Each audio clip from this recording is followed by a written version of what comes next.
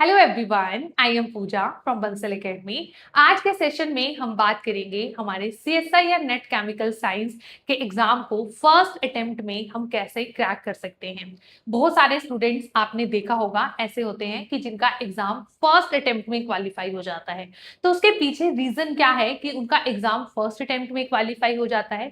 तो उसका रीजन है एक प्रॉपर स्ट्रेटजी, राइट।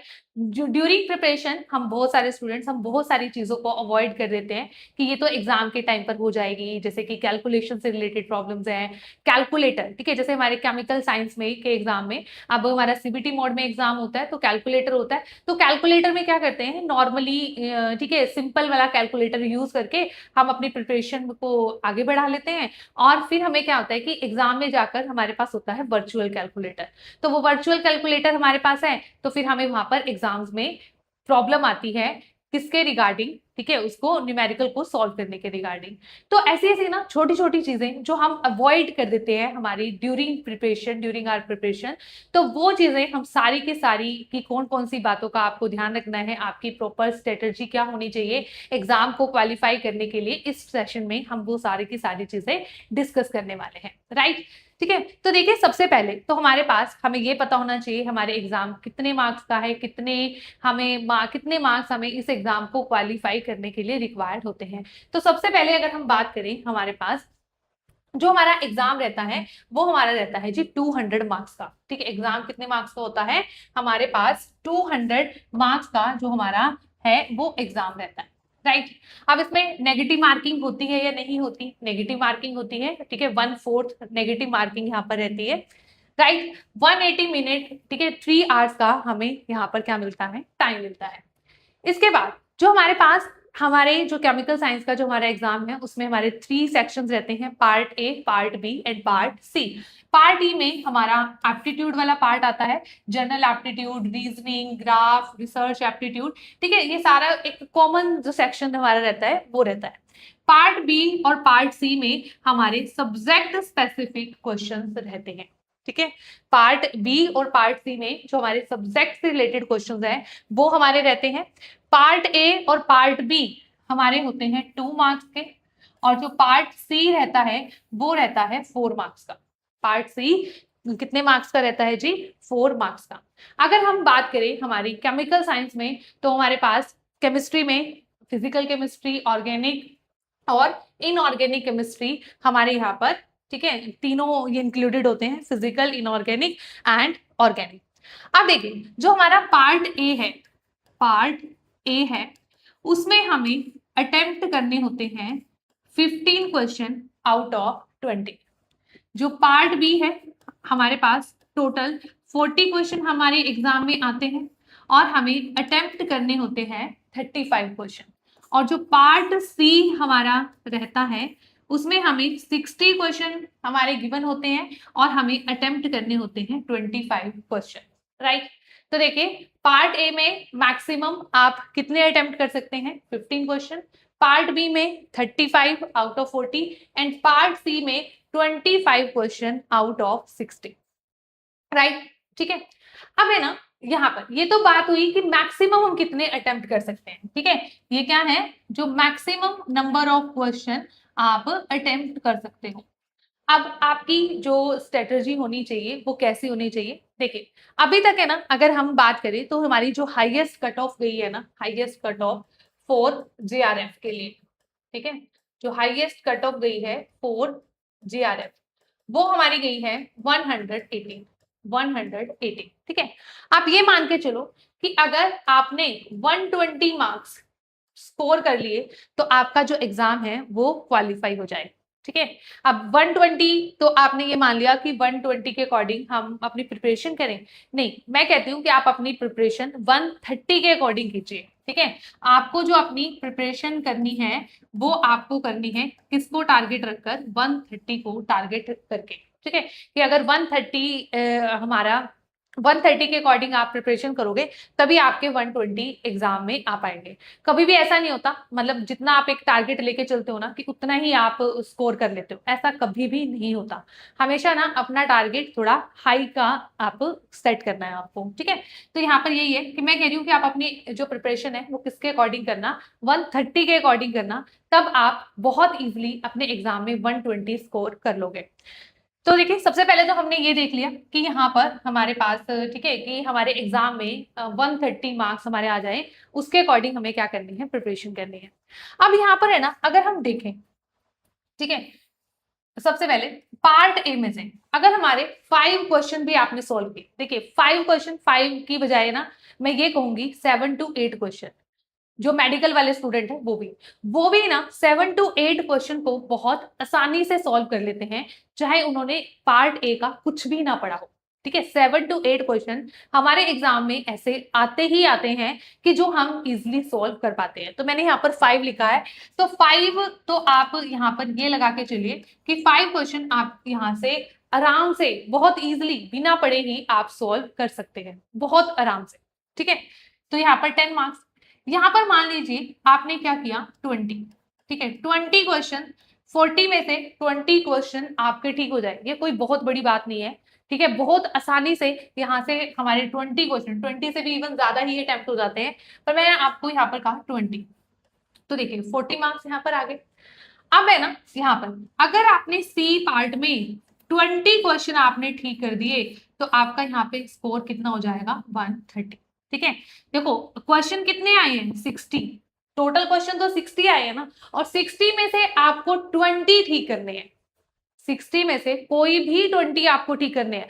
तो यहाँ पर जो पार्ट सी में है, जो नंबर ऑफ चॉइसेस है वो बहुत ज्यादा है ना, नंबर ऑफ चॉइसेस क्या है, बहुत ज्यादा है। तो इस पार्ट को हम इसलिए कहते हैं कि जो पार्ट सी होता है ना, हमारा मेन पार्ट होता है ना, पार्ट सी जो होता है, ठीक है, सबसे ज्यादा स्कोरिंग वाला, स्कोर करने वाला जो हमारा पार्ट रहता है सी। इसलिए आपने यूजुअली सुना होगा कि हमेशा ना पार्ट सी को पहले अटेम्प्ट करना चाहिए, ठीक है, पार्ट सी को सबसे पहले अटेम्प्ट करना चाहिए। कि कौन से पार्ट को कितना टाइम देना चाहिए वो भी हम सारी चीजें यहाँ पर डिस्कस करेंगे, ठीक है। तो सबसे पहले आपने अपना एक टारगेट बनाया कि पार्ट सी में से हमारे 20 क्वेश्चन हमारे ठीक होने चाहिए, पार्ट बी में से एटलीस्ट 20, और पार्ट ए में से 5। अगर इतने क्वेश्चन आपके क्या हो जाते हैं, ठीक हो जाते हैं, तो आपका एग्जाम आसानी से क्वालिफाई हो जाता है, राइट। अब रही कि पार्ट सी 20 क्वेश्चन, ठीक है, कि हमें कैसे पता चलेगा कि मैम पार्ट सी 20 क्वेश्चन कहाँ से आएंगे। आप ये मान के चलिए जो हमारा सिलेबस है, ठीक है, अब हम पहले एक बार सिलेबस देखते हैं, ठीक है, उसके बाद हम यहाँ पर बात करते हैं कि आपको कौन कौन से टॉपिक्स पर ज्यादा फोकस करना चाहिए, क्यों करना चाहिए, ठीक है। तो इनऑर्गेनिक केमिस्ट्री के अगर हम यहाँ पर टॉपिक देखें, ठीक है, टोटल टॉपिक देखिए, यहाँ पर कितने टॉपिक हो गए, 11, ठीक है। देखो 6 टॉपिक यहाँ पर लिखे, ठीक है, chemical periodicity, chemical bonding, acid base and non aqueous solvent, main group elements, transition element and coordination compound, ठीक है। इसके बाद organometallic compound, analytical chemistry, bio inorganic chemistry, ठीक है। तो 10 to 11 टॉपिक जो हमारे हैं वो किसके हैं, इनऑर्गेनिक केमिस्ट्री के। अगर उसके बाद बात करें फिजिकल केमिस्ट्री के, ठीक है, तो फिजिकल केमिस्ट्री के देखें, क्वांटम मैकेनिक्स है ना, क्वांटम मैकेनिक्स, क्वांटम केमिस्ट्री जो होती है, एटॉमिक स्ट्रक्चर एंड स्पेक्ट्रोस्कोपी, ठीक है, chemical application of group theory, spectroscopy, chemical thermodynamics, statistical thermodynamics, phase equilibrium, electrochemistry, chemical kinetics.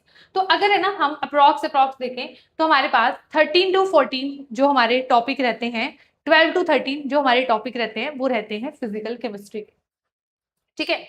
और अगर हम यहाँ पर बात करें ऑर्गेनिक केमिस्ट्री की, तो देखिए यहाँ पर टोटल 12 टॉपिक हमारे क्या है, ऑर्गेनिक केमिस्ट्री के। आप ये लगा के चलिए तीनों में 12 12 12 है ना, तो हमारे टोटल जो टॉपिक्स हो गए वो कितने हो गए जी, 36, ठीक है। जो हमारे टोटल टॉपिक्स हैं वो हमारे कितने हैं, 36 हैं ओवरऑल केमिस्ट्री में, ठीक है। अब क्वेश्चन ये आता है कि मैम क्या हम 36 के 36 टॉपिक को यहाँ पर कंप्लीट करके जाए, तो इसका आंसर है नो। आपको 36 टॉपिक करने ही नहीं है, आपको स्टार्टिंग में ही अपनी ये प्रिपरेशन के ड्यूरिंग प्रिपरेशन आपको सिलेक्ट कर लेने हैं कोई भी 25 टॉपिक, सेलेक्ट एनी 25 टॉपिक्स।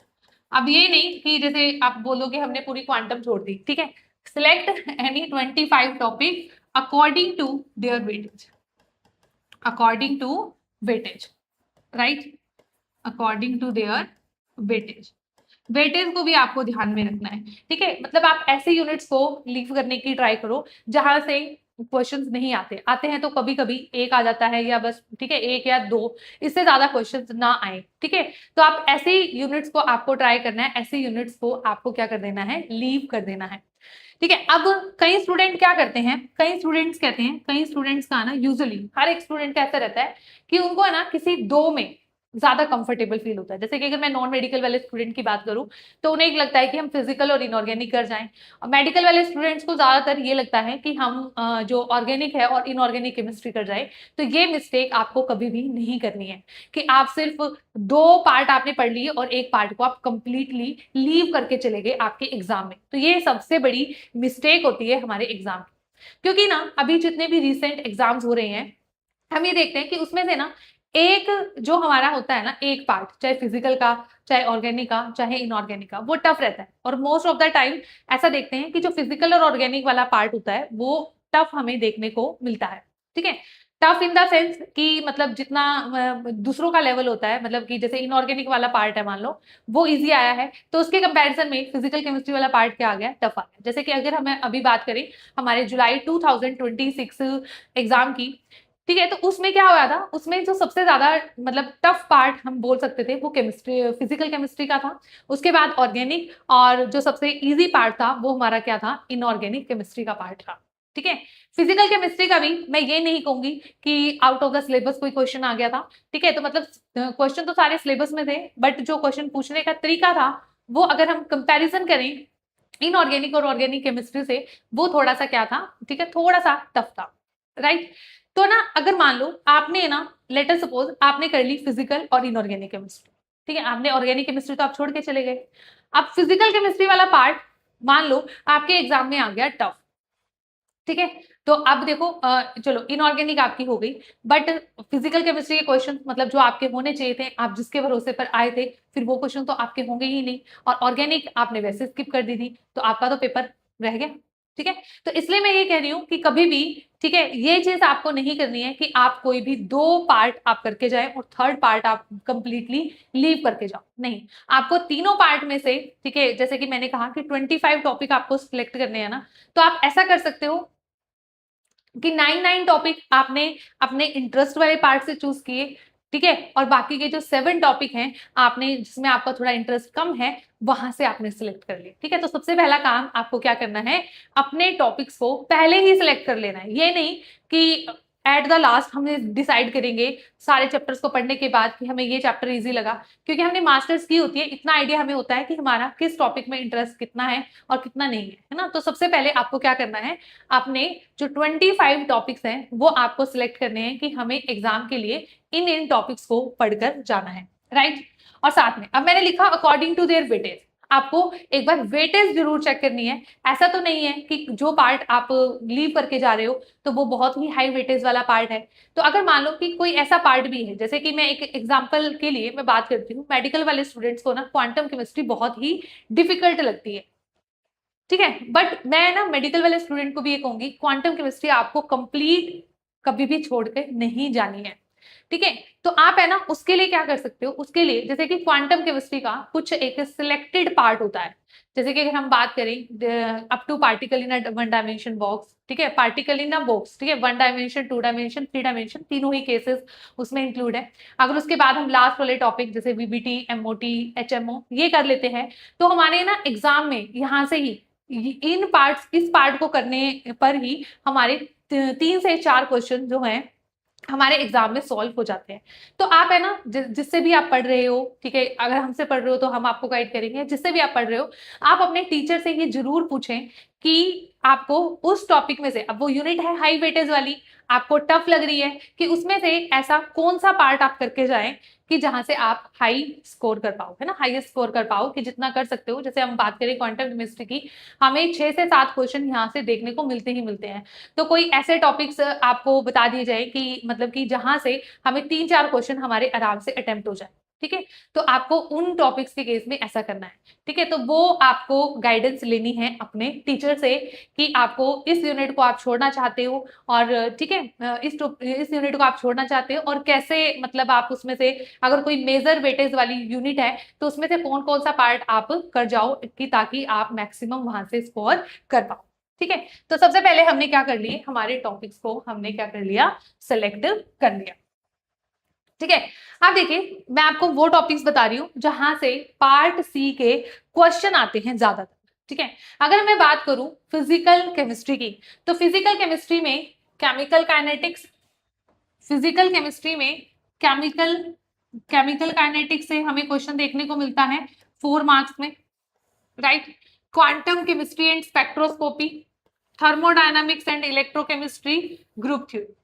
अब देखिए यहां पर हमने कितने टॉपिक लिखे हैं, यहां पर देखिए हमने लिखे हैं 6 टॉपिक, ठीक है, 6 टॉपिक।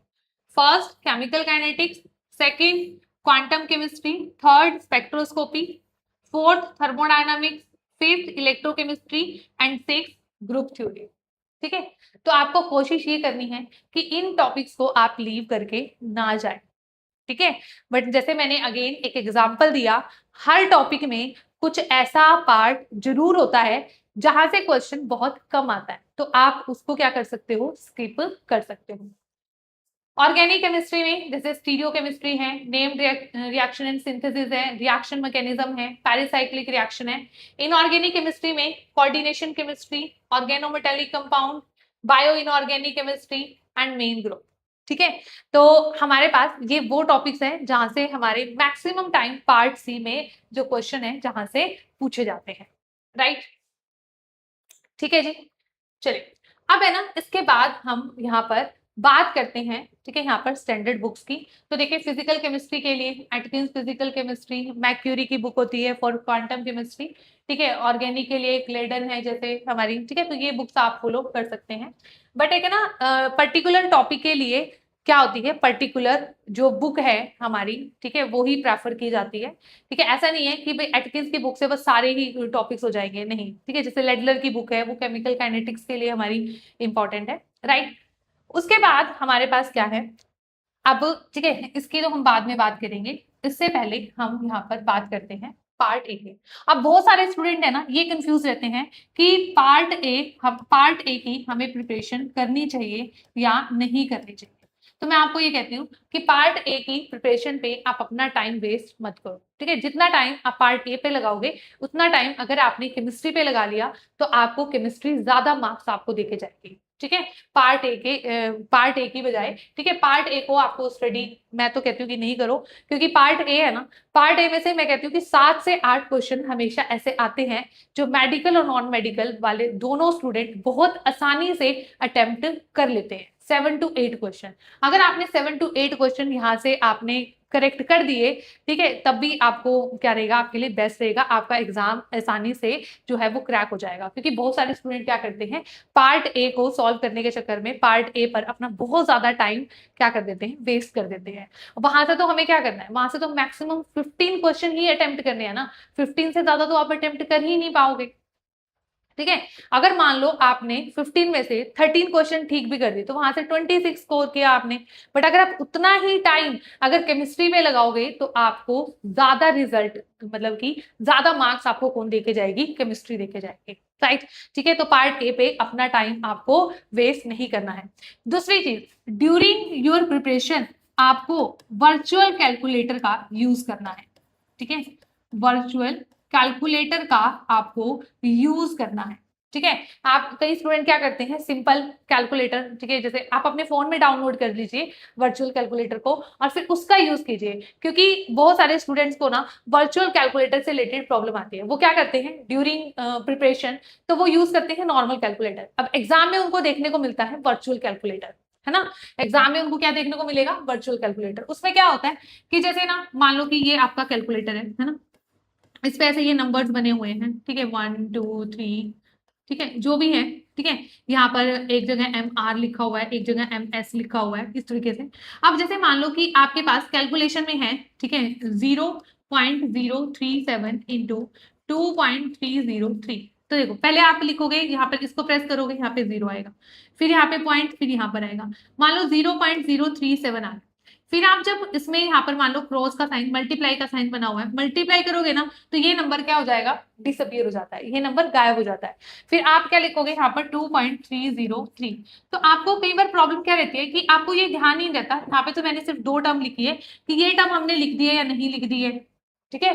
तो उस टाइम पे ना फिर कैलकुलेशन में हमें प्रॉब्लम आने लगती है। तो इसलिए अगर आपको पहले से ही वर्चुअल कैलकुलेटर की आदत होगी, ठीक है, तो वहां पर एग्जाम में आपका वो टाइम वेस्ट नहीं होगा, क्योंकि आप तो हैबिचुअल हो चुके हो वर्चुअल कैलकुलेटर के। तो ड्यूरिंग योर प्रिपरेशन आपको जब भी आप सॉल्व करते हो अपने न्यूमेरिकल्स, तो आपको किसका यूज करना है, वर्चुअल कैलकुलेटर का ही आपको यूज करना है, राइट, ठीक है।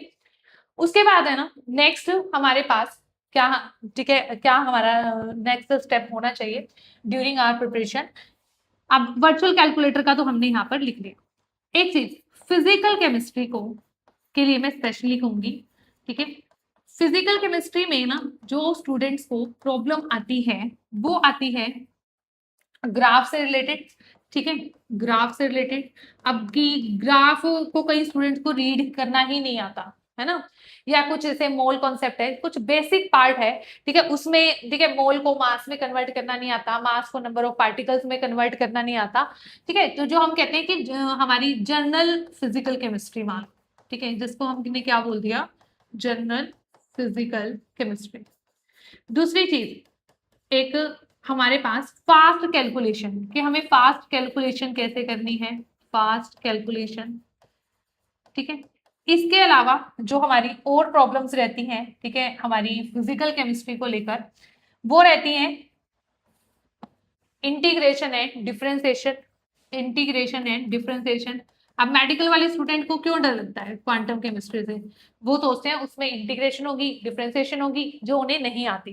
बट भाई मैं आपको ये बोल दूं, इसमें ना जो हमारी क्वांटम केमिस्ट्री है उसमें बहुत ज्यादा, ऐसा थोड़ी होता है कि जो हमारी पूरी मैथ्स में जो इंटीग्रेशन होती है वो सारी की सारी इंटीग्रेशन हमारे क्वांटम केमिस्ट्री में आ जाती है, नहीं, ऐसा नहीं होता, ठीक है। तो जितनी इंटीग्रेशन और डिफरेंशिएशन आपको रिक्वायर्ड होती है, आपको वो पहले कर लेनी चाहिए क्वांटम केमिस्ट्री को पढ़ने से पहले। आपको कोई भी प्रॉब्लम आपको नहीं आती फिर क्वांटम केमिस्ट्री में, ठीक है।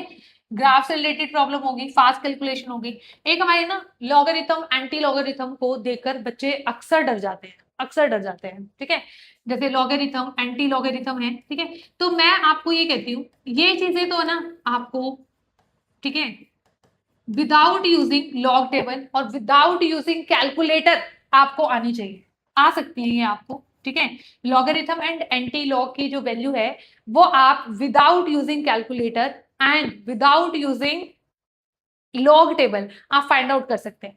तो इन चीजों पे ना आपको फिजिकल केमिस्ट्री के ऊपर, ठीक है, क्या करना चाहिए, आपको फोकस करना चाहिए सबसे पहले, ठीक है। तो आपका जो मतलब कि बेस तैयार होता है ना फिजिकल केमिस्ट्री का, अगर आपने ये चीजें पहले एक बार कर ली ना, ठीक है, तो आपका जो बेस है फिजिकल केमिस्ट्री का वो आपका तैयार हो जाएगा, ठीक है। अब जैसे यहाँ पर फिजिकल केमिस्ट्री मैं टीच करती हूँ, मैं इसलिए आपको यहाँ पे ये चीज बता रही हूँ, ठीक है। तो सबसे पहले ना यही चीज, ठीक है, हमारे कोर्स में, ठीक है, जैसे जो मेरा तरीका रहता है पढ़ाने का, मैं आपको ये बताती हूँ कि सबसे पहले आपको ये चीज करवाई जाती है सो दैट आपका जो फिजिकल केमिस्ट्री का है वो बेस आपका तैयार हो।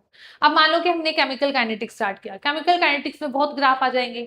अब ग्राफ, अगर आपको ग्राफ की नॉलेज ही नहीं होगी ना कि कहाँ पर हमारी नेगेटिव स्लो बन रही है, कहाँ पर पॉजिटिव स्लो बन रही है, कहाँ पर इंटरसेप्ट बनना है, कहाँ पर नहीं बनना, अगर इन चीजों की आपको नॉलेज होगी ना, आपको मजा आएगा फिजिकल केमिस्ट्री पढ़ते हुए, आपको मजा आएगा कि हाँ ये चीज हमें क्लियर है और ये चीज ऐसे बन रही है। अदरवाइज अगर आपको ग्राफ की नॉलेज ही नहीं है ना, तो फिर वहां पर ग्राफ बनेगा, फिर आपका माइंड क्या हो जाएगा, अपसेट हो जाएगा कि ये कैसे हो गया। अब हमारे एग्जाम्स में बहुत सारे क्वेश्चन ऐसे आते हैं कि जब हमने एक्स और वाई एक्सिस को हम इंटरचेंज कर देते हैं तो जो ग्राफ की शेप है वो कैसे चेंज हो जाएगी, ठीक है। तो ये हमारा क्या है, बेस है, ठीक है, ये हमारा क्या है, बेस है, ठीक है। हमने अपने जो हमारा कोर्स है फिजिकल केमिस्ट्री का, उसमें इन चीजों को, सभी चीजों को सबसे पहले इंक्लूड किया है सो दैट एक परफेक्ट बेस आपका तैयार हो फॉर फिजिकल केमिस्ट्री, है ना। जहां से जो भी चीजें, जो प्रॉब्लम्स आती हैं, अब न्यूमेरिकल को लेकर प्रॉब्लम्स आती हैं बच्चों को, है ना, कि न्यूमेरिकल्स हम कैसे सॉल्व करें, न्यूमेरिकल सॉल्व करना ही नहीं आता, कैलकुलेशन में फंस जाते हैं, ठीक है, तो उसके लिए क्या है, न्यूमेरिकल अप्रोच अलग से आपको प्रोवाइड करवाई जाएगी हमारे कोर्स में, राइट। चलिए, तो ये तो हमने यहाँ पर बात कर ली कि यहाँ पे फिजिकल केमिस्ट्री के लिए कि भाई हमें पहले इन चीजों पे काम करना चाहिए और उसके बाद हमें ठीक है फिजिकल केमिस्ट्री का कोई टॉपिक हमें स्टार्ट करना चाहिए, राइट।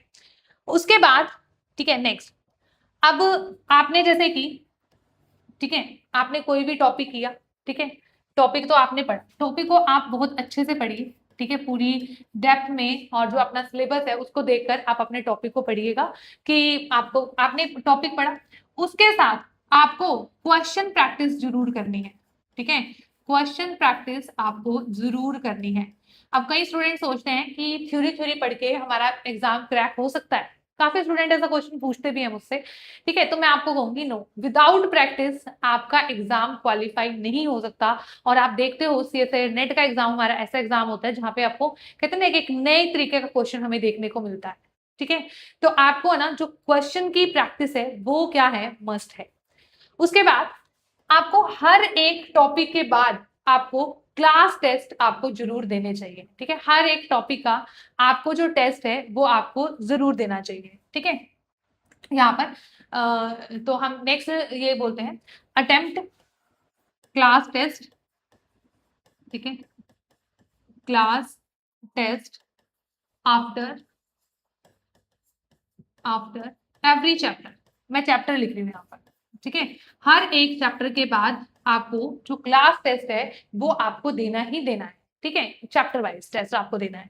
तो देखिए जो हमारे कोर्स की भी मैं आपको बात बता देती हूँ, ठीक है, सबसे पहले आपको टॉपिक्स करवाए जाएंगे, ठीक है, मान लो कि ठीक है टॉपिक्स की फिर आपको क्या मिलेंगी, यहाँ पर असाइनमेंट्स मिलेंगी, ठीक है, तो वो असाइनमेंट्स आपको सॉल्व करनी है, ठीक है, और ये असाइनमेंट भी आपकी सब टॉपिक वाइज रहने वाली है, ठीक है, सब टॉपिक वाइज रहने वाली है। जैसे मान लो क्वांटम केमिस्ट्री की बात की, क्वांटम केमिस्ट्री में सबसे पहले हमने पढ़ा ऑपरेटर्स के बारे में, तो आपको जो फर्स्ट मतलब असाइनमेंट मिलेगी वो होगी रिलेटेड टू ऑपरेटर।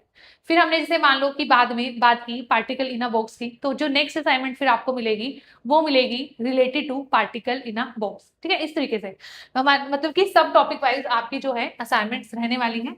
उसके बाद आपको टेस्ट अटेम्प्ट करना है, ठीक है, पहले आपने टॉपिक पढ़ा, थ्योरी मतलब लेक्चर पढ़े, फिर उसके बाद आपने असाइनमेंट सॉल्व की, ठीक है, फिर उसके बाद आपने उस टॉपिक के क्या दिए, टेस्ट दिए।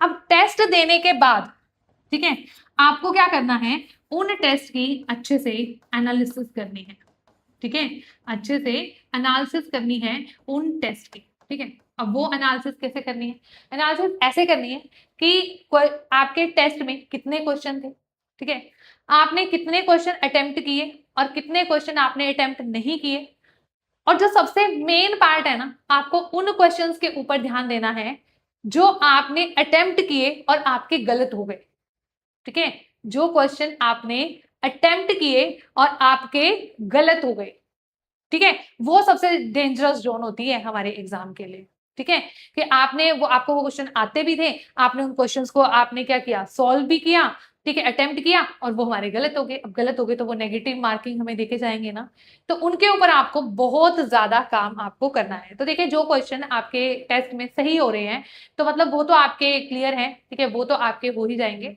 दूसरी चीज, ठीक है, आपने उन टॉपिक्स के ऊपर काम कर लिया।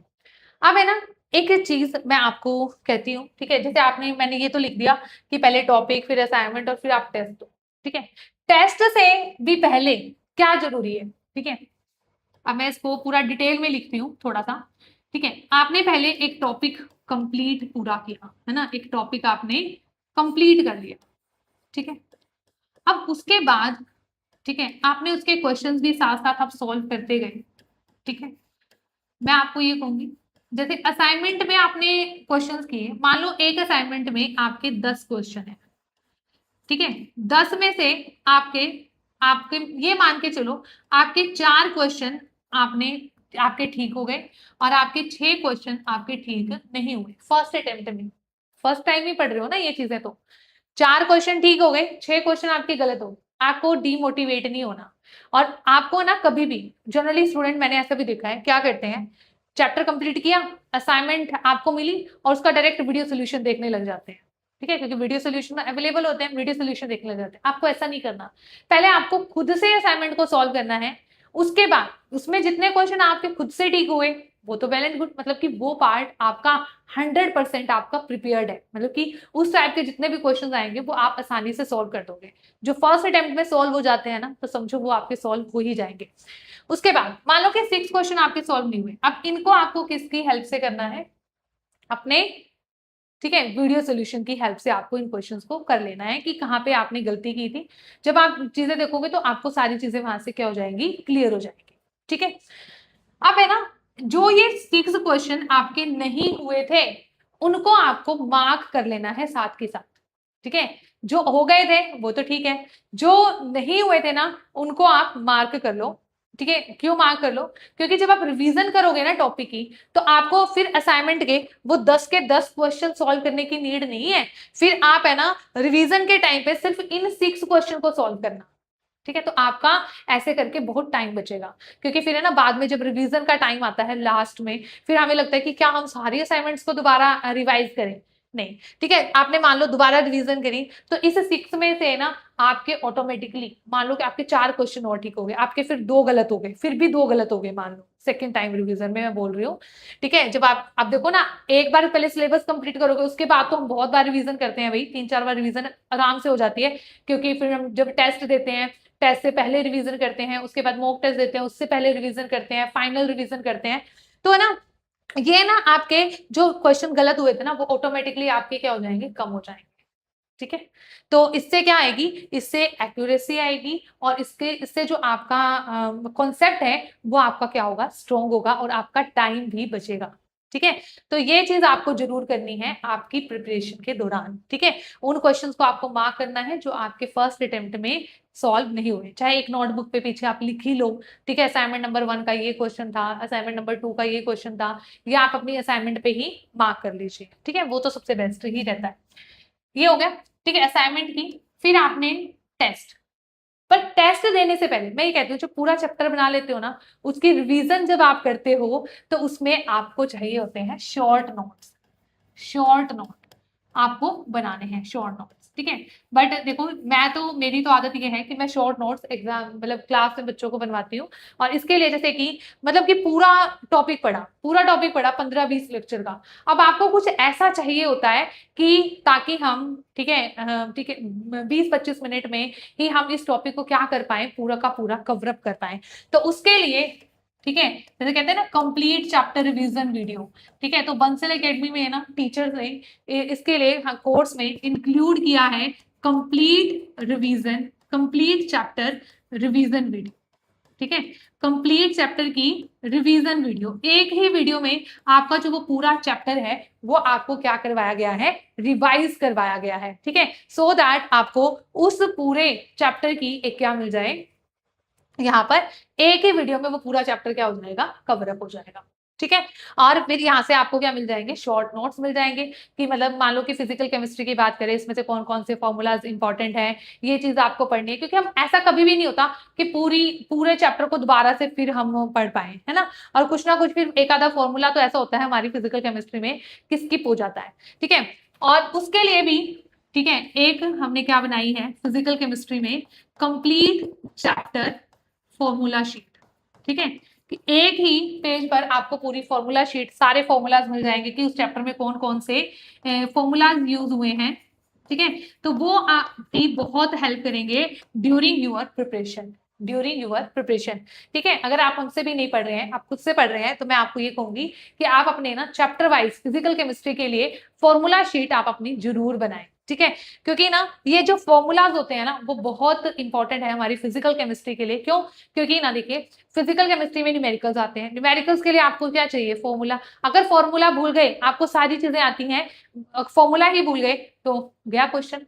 ठीक है, तो इसलिए मैं कहती हूँ कि जो कंप्लीट चैप्टर फॉर्मूला शीट है वो तो आपको बनानी है हर चैप्टर वाइज। और ये काम ऐसा नहीं होगा कि हम है ना एंड का जब 2 मंथ रह जाएंगे तब बनाएंगे, तो तब नहीं बनते भाई, तब नहीं बनते। चैप्टर के साथ साथ बन गई तो बन गई, अदरवाइज नहीं। बट है ना, मैं ये कहती हूँ कि खुद से आप बनाते हो तो वहां पर लगता है टाइम, ठीक है। तो यहाँ पर हमने क्या किया है, उस जो कंप्लीट चैप्टर फॉर्मूला शीट है वो हमने यहाँ पर बना दी गई है, तो वो आपको कोर्स में मिल जाएंगी, ठीक है, कंप्लीट चैप्टर फॉर्मूला शीट। ठीक है, आपने ये बनाई कि कंप्लीट चैप्टर रिवीजन की, ठीक है, फिर उसके बाद आपने शॉर्ट नोट्स भी बना लिए। तो शॉर्ट नोट से आपको ये हेल्प मिलती है कि जब आप टेस्ट की प्रिपरेशन करते हो ना, तो आपको बहुत हेल्प मिलती है। मान लो कि 4 यूनिट का टेस्ट एक साथ है, 4 यूनिट के टेस्ट में, ठीक है, आप अगर आपने पहले पूरे चैप्टर्स को थॉरोली पढ़ा हुआ है और उसके बाद ये शॉर्ट नोट्स आपने पढ़ लिए, तो आपको वो बहुत हेल्प करते हैं आपके एग्जाम को क्रैक करने में, ठीक है। और टाइम भी आपका क्या लगता है, कम लगता है, ठीक है। इसके बाद आपको क्या करना है, टेस्ट देना है, और टेस्ट के बाद, ठीक है, आपको क्या करना है, ठीक है, मैंने जैसे आपको कहा कि आपको प्रॉपर एनालिसिस करनी है, ठीक है। अब कई बार क्या होता है, बहुत सारी मिस्टेक्स होती है हमारी, ठीक है, बहुत सारी मिस्टेक्स होती हैं। अब देखो जैसे मिस्टेक क्या होती है, मिस्टेक जैसे कई बार हमारी हो जाती है, मान लो कि जो हम कहते हैं कि एरर हो गया है ना, रीडिंग एरर, ठीक है, कि आपको बताना तो करेक्ट स्टेटमेंट था और आपने इनकरेक्ट स्टेटमेंट बता दी, या इनकरेक्ट स्टेटमेंट लिखा था कि बतानी आपको इनकरेक्ट थी और आपने बता दी करेक्ट स्टेटमेंट। तो ऐसी जो मिस्टेक्स है ना, जिसको हम सिली मिस्टेक भी कहते हैं, जब आप प्रॉपर एक एक चैप्टर के टेस्ट दोगे ना और उनकी प्रॉपर एनालिसिस करोगे साथ के साथ, वो बहुत जरूरी है। तो आपकी जो ऐसी मिस्टेक्स है ना, वो सारी की सारी क्या हो जाएंगी, ठीक है, मतलब कि वो ऐसी मिस्टेक होना, ऐसी मिस्टेक आपकी नहीं होगी आपके एग्जाम में, ठीक है। और अगर मैं बात करूं यहाँ पर एग्जाम को, आपको जो फाइनल एग्जाम आपका होता है, जो आप मॉक टेस्ट देते हो कंप्लीट, ये तो पहले तो चैप्टर वाइज टेस्ट दिए, उसके बाद कंप्लीट टेस्ट भी तो आप दोगे ना, ठीक है। तो उसमें ना आपको जो पार्ट सी है, उसे आपको सबसे पहले क्या करना चाहिए, कवर करना चाहिए, क्योंकि ये सबसे ज्यादा स्कोरिंग पार्ट होता है। आप ये मान के चलो, आपको देखो मैक्सिमम 60 में से 25 क्वेश्चन सिलेक्ट करने होते हैं, है ना, मैक्सिमम 25। तो वहां पे नंबर ऑफ चॉइसेस ज्यादा है, वहां पे आप ज्यादा स्कोर कर सकते हो बहुत इजीली। और जैसे कि मैंने आपको कहा कि मान लो आपने 20 क्वेश्चन भी ठीक कर दिए उसमें से, तब भी आपका जैसे एग्जाम है, जैसे हमने बनाया कि 130 मार्क्स आपको स्कोर आपके हो जाएंगे आराम से, ठीक है। तो यहाँ पर 20 क्वेश्चन, तो क्योंकि इसमें बहुत ज्यादा हमारे क्या होती हैं, चॉइसेस होती हैं, इसलिए मैं आपको ये कहूंगी कि जो पार्ट सी है वो आपको सबसे पहले अटेम्प्ट करना चाहिए, ठीक है, क्योंकि हाईएस्ट मार्क्स होते हैं पर क्वेश्चन, 4 मार्क्स आपको मिलते हैं, और आपको 25, ठीक है, क्वेश्चन पिक करने होते हैं आउट ऑफ 60, ठीक है। उसके बाद स्किप डोंट गेस, आपको किसी भी क्वेश्चन को ना कभी भी ये नहीं है कि बस मुझे ये लग रहा था और मैंने इसको टिक कर दिया, नहीं, आप उन क्वेश्चंस को आपको स्किप करना है, कभी भी गेस आपको नहीं करना, कभी भी आपको गेस नहीं करना, ठीक है। उसके बाद है टाइम बॉक्स, ठीक है, मान लो कि 45 से 50 मिनट आपको लगाने हैं पार्ट ए के लिए, 50 टू 55 मिनट मतलब अप्रॉक्स 1 आवर आपको देना है पार्ट बी, और 75 टू 80 मिनट आपको देने हैं पार्ट सी, ठीक है। तो आपको ये सबसे ज्यादा टाइम किस पे लगाना है, आपको लगाना है पार्ट सी पर, और पार्ट सी पर आपको कितना लगाना है, 75 टू 80 मिनट, ठीक है, 75 टू 80 मिनट, 80 मिनट आपने यहाँ पर लगा दिए, ठीक है। यहाँ पर 50 से 55 मिनट तक पार्ट बी, और पार्ट बी में आसानी से सॉल्व हो जाता है, इतने टाइम में बहुत आसानी से सॉल्व हो जाता है। जब आप मॉक टेस्ट दोगे ना, तो आपकी प्रैक्टिस आपकी हो जाती है यहाँ पर, ठीक है। अब देखो कहते हैं कि यहाँ पर जो हमारे इजी पार्ट है, मतलब ए है, वहां से अगर आपके, मैंने कहा कि 5 क्वेश्चन भी सॉल्व हो गए ना, या 7 टू 8 तो हो ही जाते हैं, वो आप यहाँ से आसानी से क्या कर सकते हो, आप उनको सॉल्व कर सकते हो, ठीक है। अब है ना, जो हमारे पास क्या होते हैं, कहते हैं कि जो मिस्टेक्स होती हैं हमारे रैंक को प्रिडिक्ट करने में, वो यही चीजें होती हैं कि आप कई बार क्या करते हो कि पार्ट ए को पहले अटेम्प्ट किया, उसके ऊपर आपने लगा दिया 1 आवर 30 मिनट, तो फिर बी और सी को सॉल्व करने के लिए बहुत कम टाइम रह जाएगा, ठीक है। तो वो मिस्टेक्स आपको नहीं करनी है, ठीक है। या आपने जैसे ड्यूरिंग कैलकुलेशन, मैंने कहा वर्चुअल कैलकुलेटर की आपको पहले से हैबिट डाल लेनी है, ठीक है, सो दैट आपका एग्जाम में जाकर टाइम वेस्ट ना हो उसको समझने में, ठीक है। और यहाँ पर फुल लेंथ मॉक टेस्ट आपको कभी भी डिले नहीं करने हैं, फुल लेंथ मॉक टेस्ट आपको देने ही देने हैं आपके एग्जाम से पहले। प्रीवियस ईयर क्वेश्चंस को आपको सारे के सारे क्वेश्चंस को सॉल्व करना है। देखो आपने, बिल्कुल मैं एक सीक्वेंस बताती हूँ। अब सबसे पहले आपने क्या किया, अपना टॉपिक कंप्लीट किया, उसके बाद आपने उसकी असाइनमेंट्स की, ठीक है, असाइनमेंट कर ली, कंप्लीट चैप्टर रिवीजन वीडियो कर ली, ठीक है, शॉर्ट नोट्स बना लिए, कंप्लीट फॉर्मूला शीट बना ली, जैसे फिजिकल केमिस्ट्री में, ठीक है, इनऑर्गेनिक में उसमें कंप्लीट फॉर्मूला शीट रिक्वायर्ड नहीं होती, तो वो पार्ट वहां पे स्किप हो जाएगा। उसके बाद आपको क्या करने हैं, उसके प्रीवियस ईयर क्वेश्चंस को सोल्व करना है उस टॉपिक के। मान लो आपने केमिकल काइनेटिक्स किया, केमिकल काइनेटिक्स के ना लास्ट 10 ईयर्स के सारे आप प्रीवियस ईयर क्वेश्चन आप सोल्व करें, ठीक है, सारे के सारे प्रीवियस ईयर क्वेश्चन आपको क्या करने हैं, सॉल्व करने हैं, ठीक है। फिर जब आप टेस्ट देते हो ना, तो आपकी जो आउटपुट आएगी ना, वो आपको खुद दिखेगी, ठीक है, और आपको पता चलेगा कि हाँ, केमिकल काइनेटिक्स का कोई भी क्वेश्चन आ गया तो अब मैं सॉल्व कर दूंगी या कर दूंगा। तो इससे ना एक कॉन्फिडेंस भी आएगा आपको अपनी प्रिपरेशन में, राइट। ठीक है जी, यहाँ पर ओके स्टूडेंट, तो हमारे ना ये जो पॉइंट्स थे वो हमारे मेन थे ड्यूरिंग आवर प्रिपरेशन, ठीक है। बाकी तो हमारे क्या है, कहते हैं कि जो लास्ट के मान लो कि हमारा एग्जाम होने वाला है और हमारा सिर्फ 1 वीक यहाँ पर बचा है, तो उस टाइम पर आपको किसी न्यू टॉपिक को पढ़ना नहीं चाहिए, है ना। आपको अपनी फॉर्मूला जो शीट है वो आपको क्या करनी चाहिए, रीड करनी चाहिए उस टाइम पर, है ना। लिखा है ना, री read your formula sheet and named reaction summary daily, है ना। फिर एक फुल लेंथ टेस्ट आपको डेली देना चाहिए, ठीक है। फिर रीविजिट योर एरर लॉग, जहां पे आपने मिस्टेक्स कर दी है फिर एग्जाम में, है ना। ये मॉक टेस्ट ये हो रही है बिल्कुल जब आपके एग्जाम से मतलब 7 दिन पहले की बात, है ना, लिखा हुआ है ना यहाँ पर द 7 days बिफोर 18 दिसंबर, है ना। अब की बार एग्जाम ये माना जा रहा है कि 18 दिसंबर को होगा, है ना, इसलिए। उसके बाद ये तो आपका है ये कि भाई आपको बार बार उस टाइम पे तो आपको क्या करनी है, फॉर्मूला शीट आपको रिवाइज करनी है फॉर फिजिकल केमिस्ट्री बार बार, जैसे कि नेम्ड रिएक्शन है यहाँ पर लिखा हुआ है, नेम्ड रिएक्शन समरी, वो आपको रिवाइज करते रहना है उस टाइम पर, ठीक है। ओके स्टूडेंट, ठीक है, तो इस तरीके से अगर आपने अपनी प्रिपरेशन की तो आई एम श्योर कि आपका जो एग्जाम है वो फर्स्ट अटेम्प्ट में क्रैक होने से कोई नहीं रोक सकता। Okay student, thank you so much.